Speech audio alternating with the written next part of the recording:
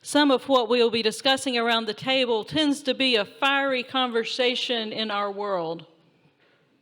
And in this space, on this evening, I want us to try a practice that I've become familiar with through my work in planning youth camp, which is not only have positive intentions when what you're sharing, we're sharing it with positive intent coming from where you are, but assume positive intentions.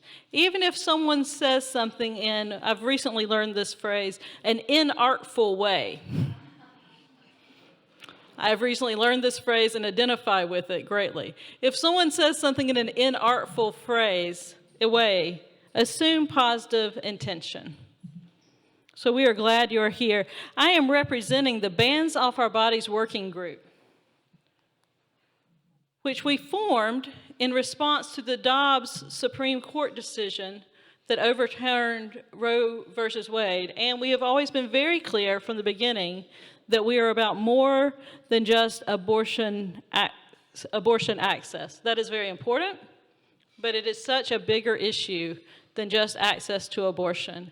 And I'm going to make an intentional effort to use the word abortion. That's one of those words I feel like has been stigmatized in our society, and we're going to use it this evening. I meant to bring my sign in here that says abortion is a social and moral good, but it's in my office.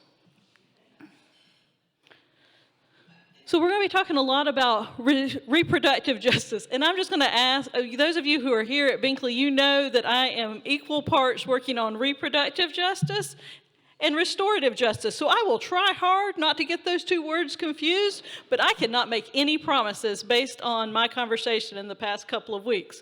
But we're talking about reproductive justice. And this was a first identified by Sister Song, and you can check out more about them at their website, sistersong.net, and said to be defined as justice, as the reproductive justice as the human right to maintain personal bodily autonomy, to have children, to not have children, and to parent the children we have in safe and sustainable communities. The right to have children, the right to not have children, and the right to parent those children in safe and sustainable communities. So this is what I mean when I say this is about more than just abortion access, which is important.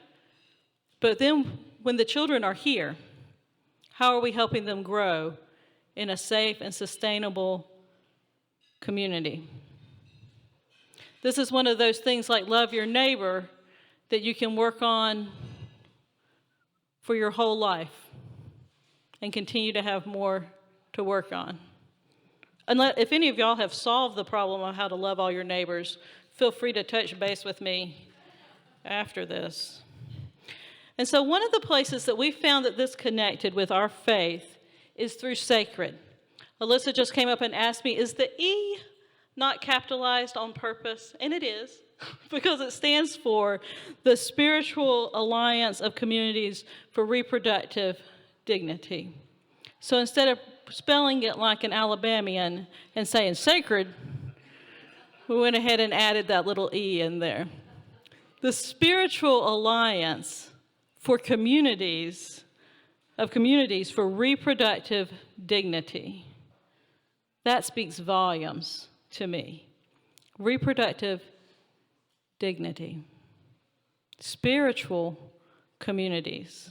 So we're going to talk a little bit about what this means for our faith and a little bit more about what SACReD is. I'm going to turn this, Megan, so I can see the screen better. I promised her I would talk into the microphone. So I'm just going to go through some stuff about SACReD. We're going to have some time for conversation around the table, and then we're going to talk some more. So their vision is, in a sacred world, religious communities shift the culture to make reproductive justice a lived reality. And their mission is to create and equip a network of spiritual communities with liberative religious education and practices that shift our culture to advance reproductive justice. We affirm bodily autonomy and moral agency celebrate healthy sexuality, and advocate for reproductive dignity to support the flourishing of all people and families. They have really summed that up really well. It's big, and I've had conversations in my office about, that's a lot. That's a lot. But they break it down into these guiding principles: the beautiful diversity of bodies, sexualities, and reproductive journeys. The dignity of sacred bodies and moral agency of all people deserve respect, including the bodily autonomy and agency of people who have often been denied this respect. And reproduction is a sacred responsibility, and a prayerful decisions to have children, to not have children, or to end a pregnancy can be equally moral. So that second one reminds us that anytime we're encountering justice, we know that those who are already oppressed are more oppressed by systems of injustice. It may be hard for someone with means, those of a certain race, to access something. But if you add the oppression of racial injustice or poverty on top of that, it makes it that much more difficult. And I think most of you know, I come from a very conservative upbringing. And so it is important for me to hear statements like this bottom one, that it is a sacred responsibility and prayerful decisions to have children, prayerful decisions to not have children, prayerful decisions to end a pregnancy are all equally moral. And we need to say these things loudly and say that as a part of our faith on a regular basis. So they divide their core values into joy, justice, wholeness, and compassion. That sounds fairly identified with our faith, especially here at Binkley, right? We see a lot of joy. We work for a lot of, Joy's like, you see more of me than you need to. We were all laughing around our tables. We enjoy each other's company. We see a lot of joy here. We see a lot of fighting for justice. Justice is important to us. Having people treated right is important. Wholeness. I think that is one of the places where Binkley is continuing to grow and learn, is how we can be our whole selves. You know my story, right? This is the place where I feel like I am able to be all of who I am. The good, the bad, the ridiculous, it's all here.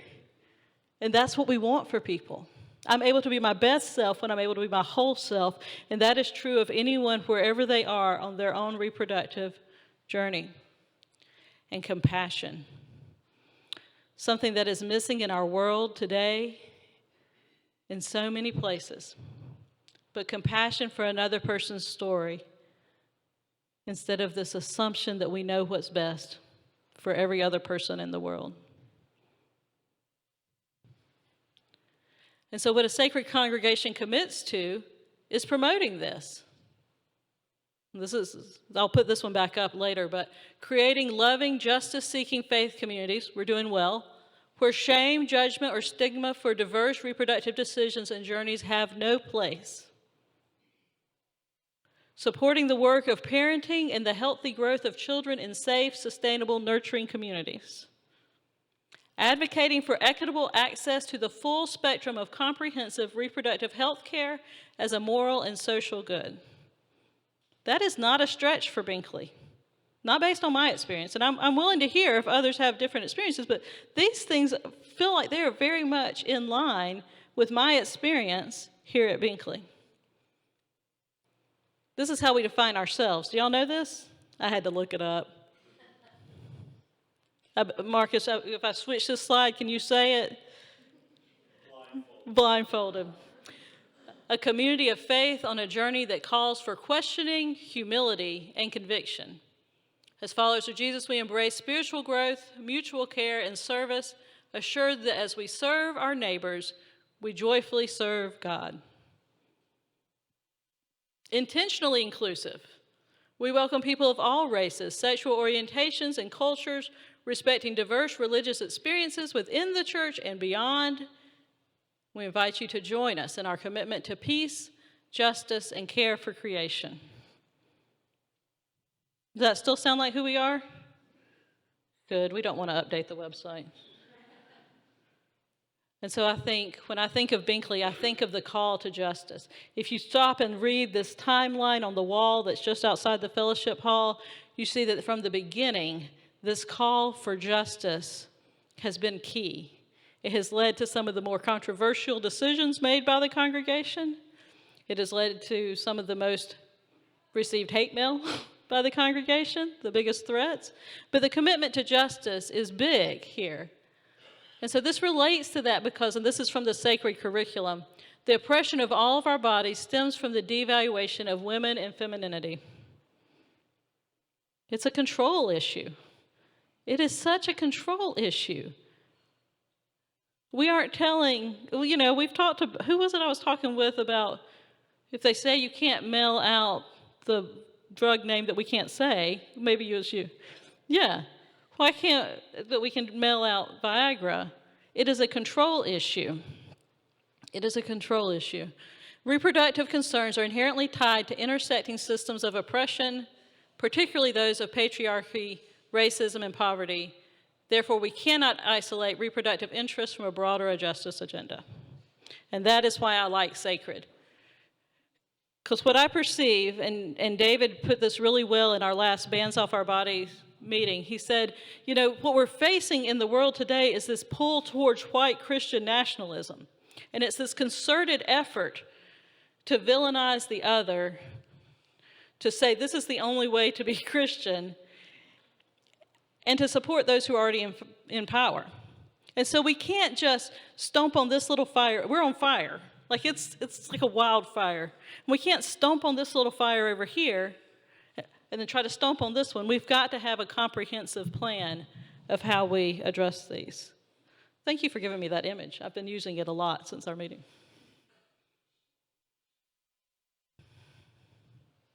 Y'all know I'm as Baptist from my head to my toes. And so I believe in separation of church and state, but that does not mean that I don't mean I'm taking a stand on moral issues.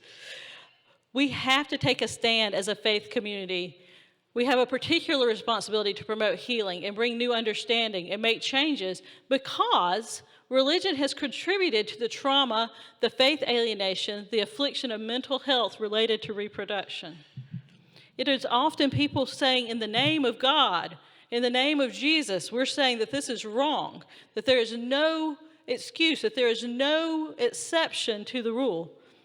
And so as faith communities, we've got to stand up and say, we support women seeking health care as they need it, including abortion.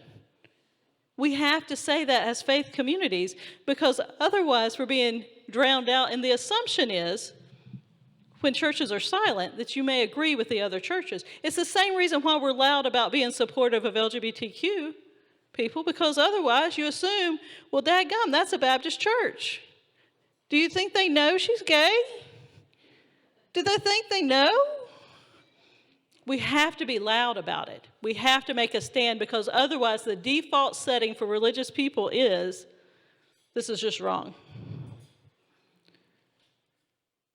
I threw some Bible in there. Y'all are shocked, right?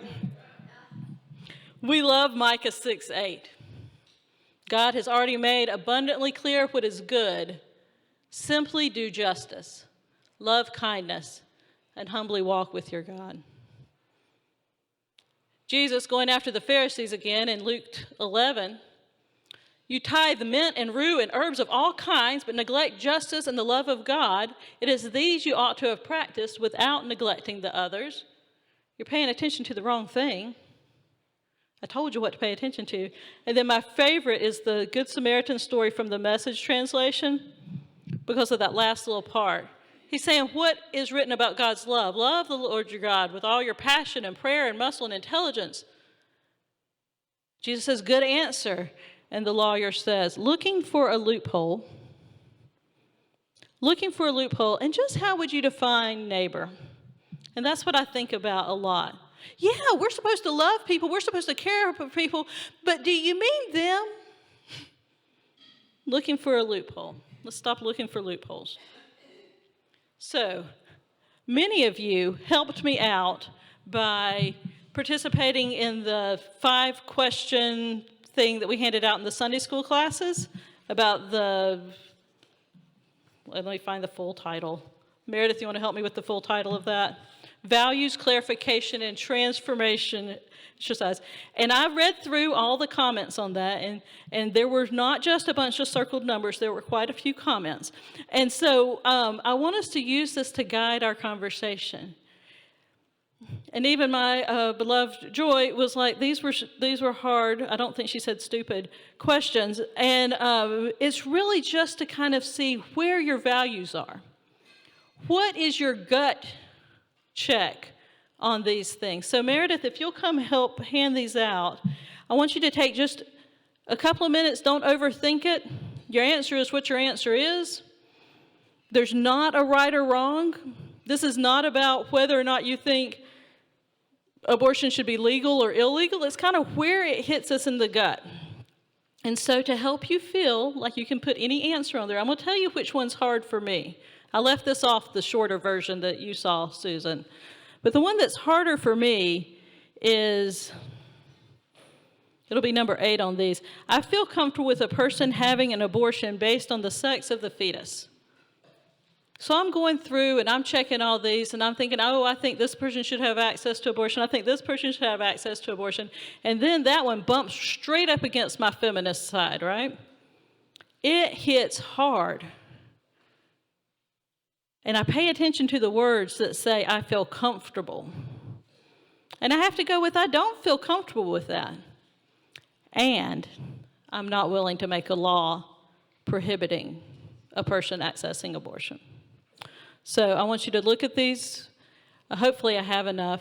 And just take a moment to circle those 1 through 5 for these 10 questions. Discuss it at the table to the extent that people are willing to discuss it. You don't have to force discussion. And then kind of share what you gather from that discussion.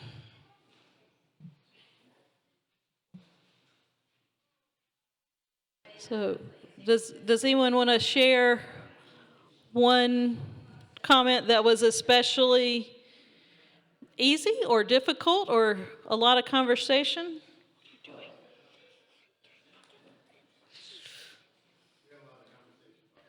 About number 13? About which one? About being 13. About being 13, yes. Number 9, a 13-year-old is too young to become a parent.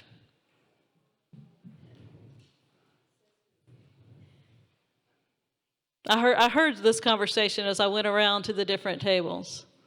A lot of, it feels like it to me, would have been for me. I tend to lean that way. And am not comfortable telling someone they can't. Other questions? Other comments on some of these?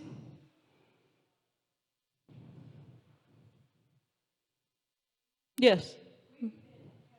Real fruitful conversations around number 6. Number 6. A person should be encouraged to use long-term birth control after having an abortion. And what were some of your conversations, if you're willing to share? Well, I said you need to have it. Well, I had basically said it's none of my business. But especially since we don't know the reason for the abortion. Right. Right. If you don't know the reason for the abortion, because abortion happens under a lot of circumstances. I said that I felt like telling someone whether they should or shouldn't use long-term birth control is just as controlling as telling them whether they should or shouldn't have an abortion. Yes. And one of the things that the most magnificent Roz, Meredith's niece, has taught me is that a lot of times you can get the insert or whatever that is the long-term birth control, but then they can't afford to get it taken out, or then they can't schedule to get it taken out, and so that has again been taken off of their radar. Yes, Nancy? I rewrote that. Well, you're not supposed to rewrite them, Nancy. We've had this conversation. I understand. I've been in this discussion with Nancy. What'd you rewrite, Nancy? I said a person should be told about long-term birth control and the side effects after having an abortion. specify. And in general, I mean, that's part of the comprehensive sex ed, right? Is that everyone, regardless of whether or not you've had an abortion, is told what the options are. Yes, go ahead, Tina. Options were not just what's available for women. Right. It should be what's available for their significant other. Right. You know, like Right. vasectomies and that. Since they are reversible, you know. Right. Will have their responsibility to share. Mm-hmm. Sharing the responsibility. Other thoughts or comments or questions or things that hit you kind of hard, or that you're like, why is this even on here? Or someone at your table rewrote it? Number 2, okay, so how'd you rewrite that, Larry? Change could, should be able. Okay. If I choose to terminate a pregnancy, I should be able to do so without major financial or logistical barriers, which is very much different from the current reality. Well, that would be an interesting track for you, Larry. But yes, ideally that this would not be a major financial or logistical barrier. And yet, again, that's just not the reality right now. One of my go ahead, David. That's the kind of question that goes to the justice piece of this issue. Yes. Yes. It goes to the justice piece. That's the kind of question that goes to the justice piece of this issue. The number 2, about choosing to terminate a pregnancy and what that means for financial and logistical barriers. Yes. Yes. It very much hits the justice issue. I think I overheard at one of the tables a question that, so I've done this several times and my answers change every time. I should have led with that. But number 4, I would not be affected if abortion became illegal again. And the first time I read that, I was like, I would not be affected if abortion became illegal again. And then I thought about how it impacts our world. How it impacts our world and all that is involved with the laws that are going into saying they're just making abortion illegal, but are really hindering health care decisions. And so that is one of the ones that my answer has changed significantly on, based on my age, my sexual orientation. I didn't see an impact at first. But it does impact us in ways we know. Yes? I've imagined churches in Arizona having this conversation. Right. Yeah. And how if they listen to the state senator and her story,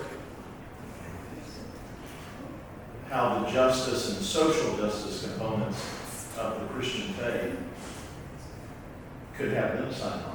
Right. Arizona is not an outlier. No. It's a warning. Yes. Your comments, Marcus, remind me that I could share a little bit about the history of SACReD. It came out of Texas, which I had to read several times in different locations to believe. But it came out of Texas because when people are oppressed, they seek to get their voices heard. And so I'm hopeful that this will end up in some places like Arizona, Alabama, some of these states that are already making life-altering lawmaking decisions. When I read over your answers that you gave me at church school, the place that I knew that we were going to have a good conversation was the question that's number 10 on here. It was the bottom of the church school thing, too, that says, abortion should be accessible to people without documentation.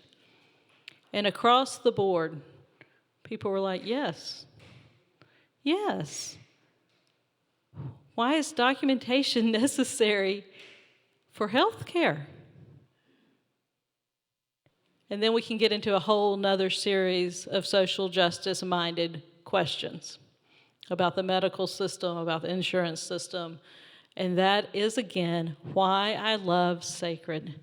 You can't divorce abortion access from these bigger social justice issues. You just cannot. Anything that really kind of made you uncomfortable that you're willing to share with the group? Lori. Intercourse outside of wedlock, pregnancy outside of wedlock equals hell. And so anyway, I've been interested to be exposed to other ways of thinking in my adulthood where the family's like, you're pregnant? Don't give it up. Don't have an abortion. This is a gift from God. We'll rally around you and get that child taken care of. That's your family. Yeah. And my family, you're going to hell if things don't go that way in your life. And so I find myself on number 3 going, encouraged by whom? Right. Because if you really are bringing the 6th infant into the family in 6 months, and you have that kind of family that says, we'll do it. But I've seen God work.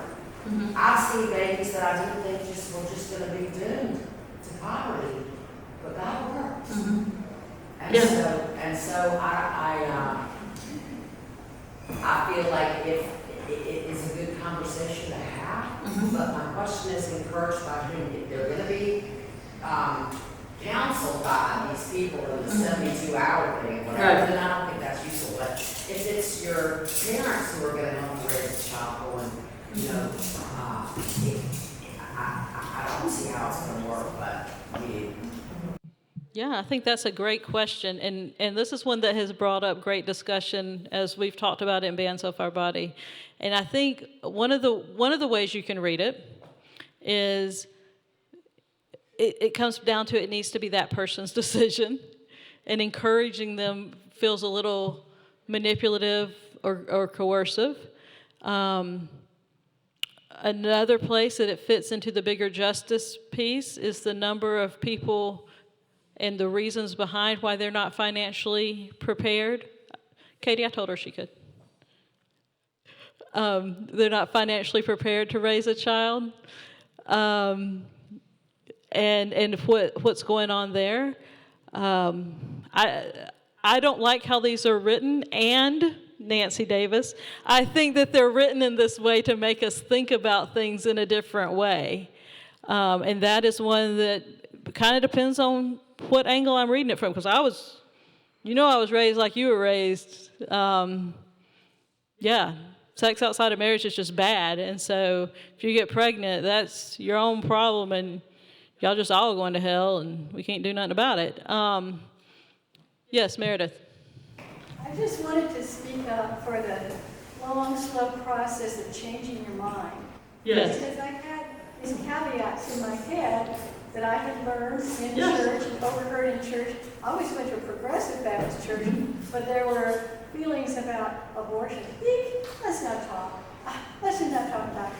And I can't point to when my mind opened up. I thought, this is a false wall I have.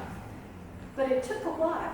Yes. And it probably took hearing people tell me a little bit about their lives. So I think all of us may want to all be at the finish line for justice and freedom for all. Yes. But probably I'm not the only person who's still on the journey. Right.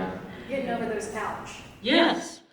My own journey has been really long, and Meredith and I have had a chance to share a little bit of our stories, and that is one of the most healing things, is when you get to share stories with each other and hear different people who have been personally impacted by having an abortion or not having access to abortion, or how we were raised has impacted us. I still cringe about papers I wrote in divinity school that I won't give you the title of, and think back, but it's been a long journey. But remember Maya Angelou said, when you know better, do better. I'd love that, Dorothy, yes. Do the best you can until you know better. When you know better, do better, by Maya Angelou. And I think that that's where we can be as Binkley on this and a number of issues. Do the best we can. I think Binkley has done that. Do the best we can until we know better, and then do better. But what helps me, and this may not help you, we all have our own journeys. What helps me is staying focused on this call to justice, this call to see people as people, to see individual stories, and to see how can we support people. Jesus showed us that. It's not a radical anti-Christian idea. Jesus showed us that.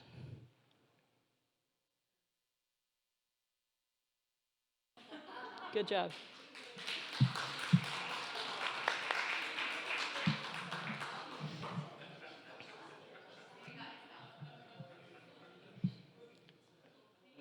Yes.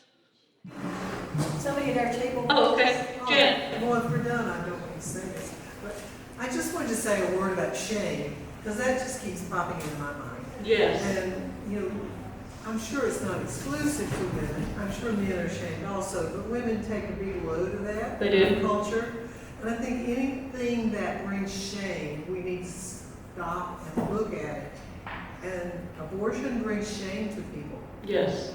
And I just think that's another important aspect of abortion that makes me think we need to talk about it more Yes. and be open about it. Yes. And stop the shaming. Yes. Yes. I think anytime we hear in our mind, because I don't think we hear it as much as adults anymore, shame on you. I think every time we hear that in our minds, we need to back up and see, where do we see the image of God, and how are we showing God's love to these people? So thank you. Thank you for bringing that up. And you reminded me, Janet, that we also need to remember our transgender individuals as well, because this is also a battle for them. A battle for them and their families sometimes, in getting the kind of health care that they need.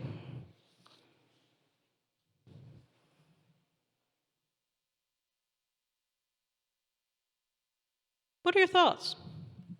I've talked a lot. I've talked very definitively, very sure of myself. What you got? Yes, Dick. About who? Partners' involvement, yes. That often gets to the side. Mm-hmm. And for me, these decisions are for families. Mm-hmm. But it goes to the responsibility. Mm-hmm.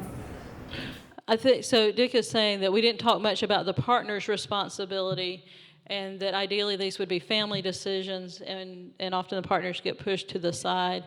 And I think that you're right, that there's a lot of shared responsibility there. And I guess in my mind, I was trying to be sensitive to those who don't have partners, who don't have supportive partners in the situation, and not fall back into my childhood upbringing of, if you're pregnant, you find yourself pregnant and you ain't really got a partner, then shame on you. So coming back around. But I think, yes, partners need to be engaged in these decisions as well. Yes? Well, that brings us back to the whole legislative impact Yes. on these topics. Because let's say you wake up to the morning news, a baby was found outside the Lakewood Fire Department, and authorities are searching for the mother. Yes. Yes. That tests the Jesus. It tests the Jesus in you, absolutely. The good thing is, yes, it should be a family decision, but when it comes down to, we gotta find out who left this baby here, nobody's looking for anybody with a penis. They're Right. only looking for the woman. And, Right. and I don't understand. The person who gave birth. Yeah. I don't understand, and that one really, really burns me. Mm-hmm. And it won't happen until we start looking for both parents when the baby's left outside the fire department. because Mhm. I think it becomes, a part of policy. It does. If you have a dog in Orange County and your dog is in heat, it has to be pinned up. Mhm. But the boy dog, who's basically always in heat, never has to be pinned up. Right.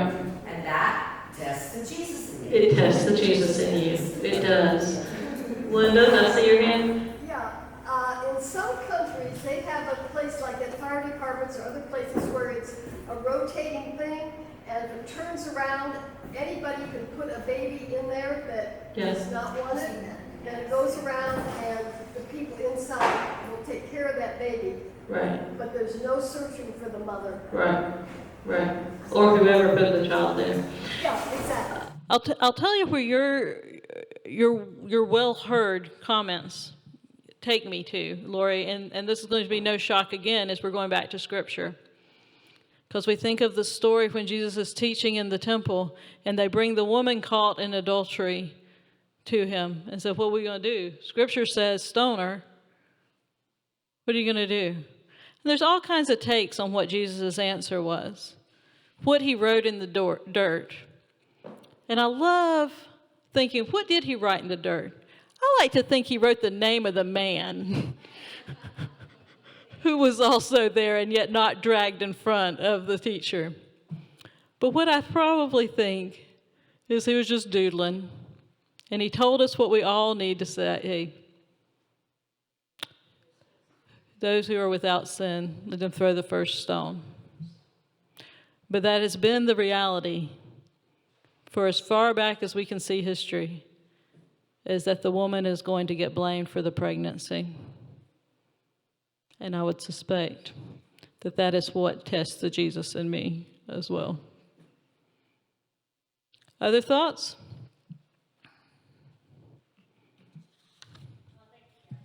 No, go ahead, Tam. As far as like when a woman has a baby, and her baby's father is there, and they're passing out, blue cigars, it's like, I'm the dad, Mhm. but where are they when the responsibility, Right. because they don't look for them. Right. When they're not looking for the dad, for the lady that left the baby at the safe haven. Right. They're just looking It's for 9 months ago. It's long gone. And the reality is that all of these involved need a level of justice and removal of shame. And because my growing up, if the man had gotten a woman pregnant and out of wedlock, they were in trouble too. If they got caught, they could sometimes get away with it. But if they got caught, then they were in trouble too. But we need to let go of the shame in all of these situations. Yes, David. And I think the point is that even when we have been identified and quote held responsible, Mm-hmm. the current debt is pathetic. Yeah. I mean, I do payroll, and we have, a child support payment, and they get every month, every week for one of our employees Mm-hmm. for $11.45. Right. Yeah, so even what the responsibility is not always per week. Yeah, $11 a week in child support doesn't seem to be really holding responsible. So what I would like, in addition to promoting this, I would love for Binkley to become a sacred congregation so that when people, that this issue is important to them, they can find us. Just like when it is important that Black Lives Matter and they see our banners, they will get back, Ginger, I promise. When they see our banners out there, they know that this is something we stand for. Just like when people are looking for an association of a welcoming and affirming Baptist church, they can find us. I won't forget. I haven't. You're leaving now? Okay. Hang on. We've got to have a joke. But the Welcoming and Affirming Baptist, they find us. If they could find us as a sacred congregation, I think that would be important. Okay, here's the joke. Will you remember me in a second? Will you remember me in a minute? Will you remember me in an hour? Will you remember me in a day? Will you remember me in a year? Will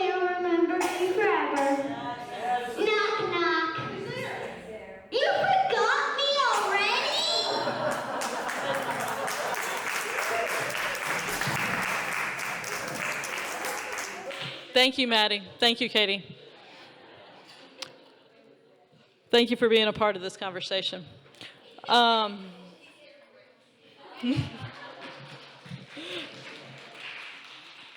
So what I would love is that we have some people that could lead us through this process, that could initially meet with me, but then take off on your own, please, and see how we would guide Binkley through this process of being a sacred congregation so that we are being out loud about what we believe. I have, without their permission, put the email addresses of those on the steering committee on the screen. I see them looking at me. And if you have more questions and you can't catch me running down the hallway, please feel free to reach out to any of us. But I would really love to see Binkley take the necessary steps to say, this is important. This is important enough for us to go through a 7-module curriculum addressing difficult conversations and agreeing to be a part of this collaboration. There is something else that we've been doing.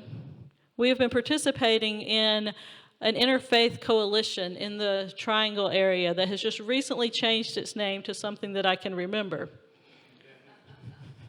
after many months of being something I could not remember. And it is called Interfaith Voices for Reproductive Freedom.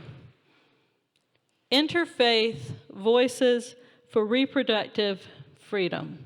So from time to time, you'll see us sharing events that are going on in other local congregations or protests or rallies or something going on in the community.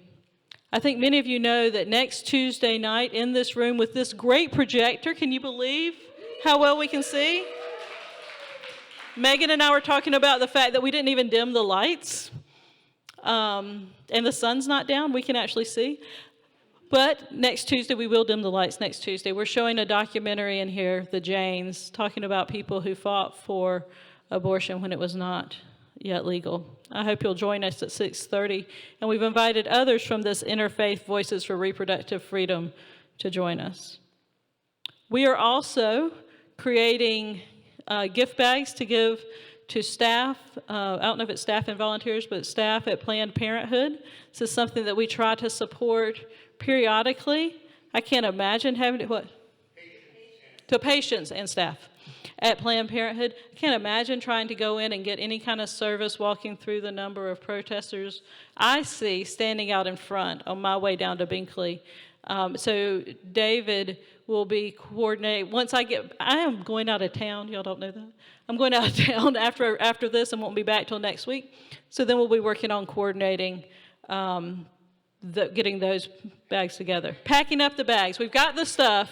We're just going to pack up the bags. So look for that opportunity. And Nancy Davis, rewriter of all questions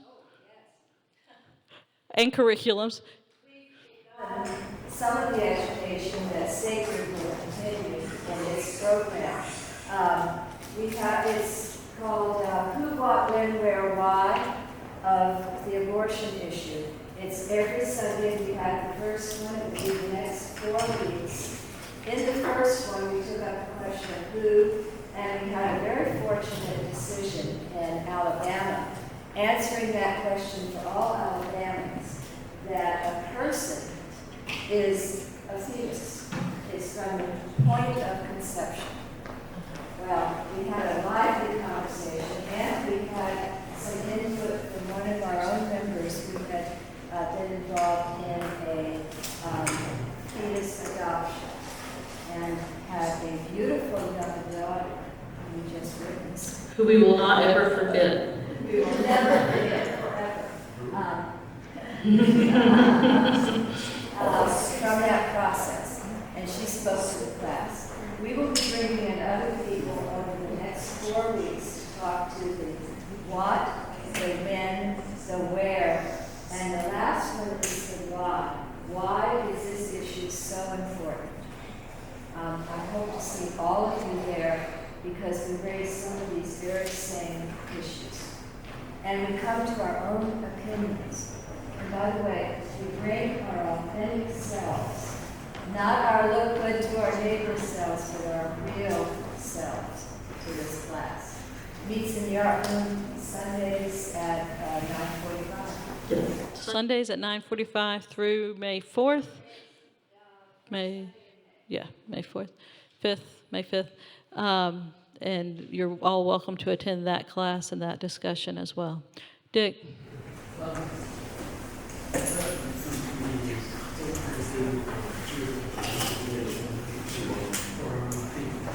What's that? What do we do for our own people? What do we do for our own people?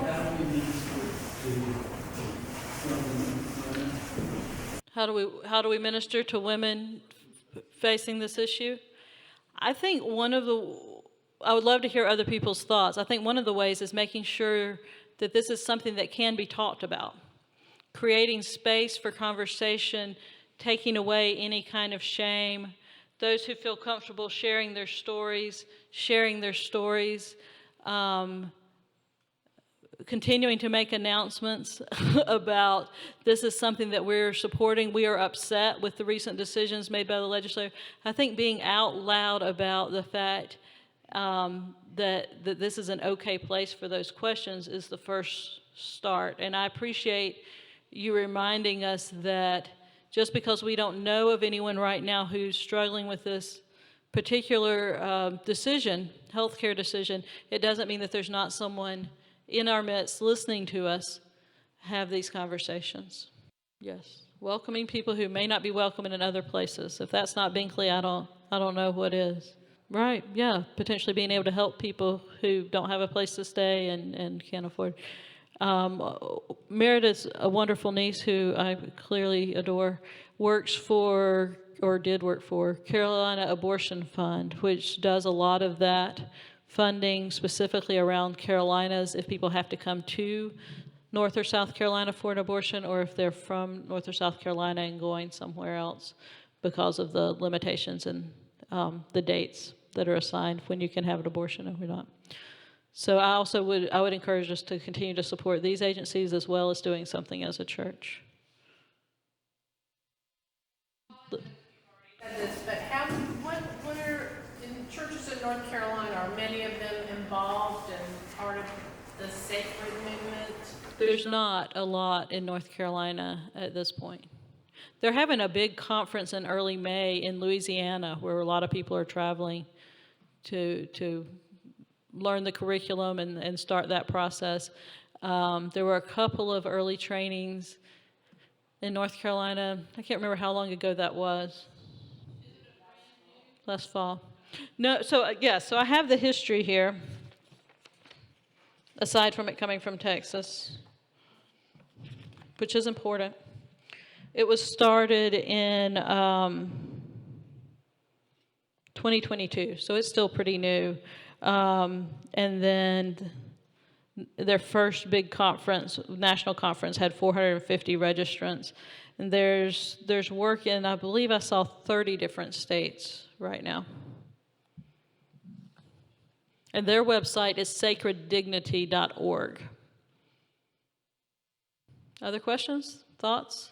I just want to say, at the demonstration that Nancy and I went to related to the day that the Supreme Court put the question about the restaurant, there were a number of women who said, and I agree, I can't believe we're still dealing with this. Yes. This many decades later. Right.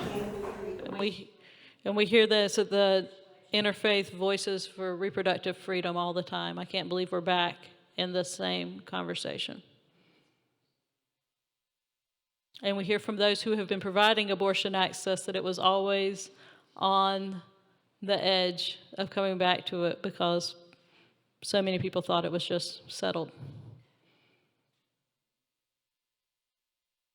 Yes, David? It's so appropriate here, and that is those who do not learn history are doomed to repeat it. Yes. And for those of us who are old enough to remember when abortions happened in alleys and with hangers and people bled to death on a regular basis. I lived in Chicago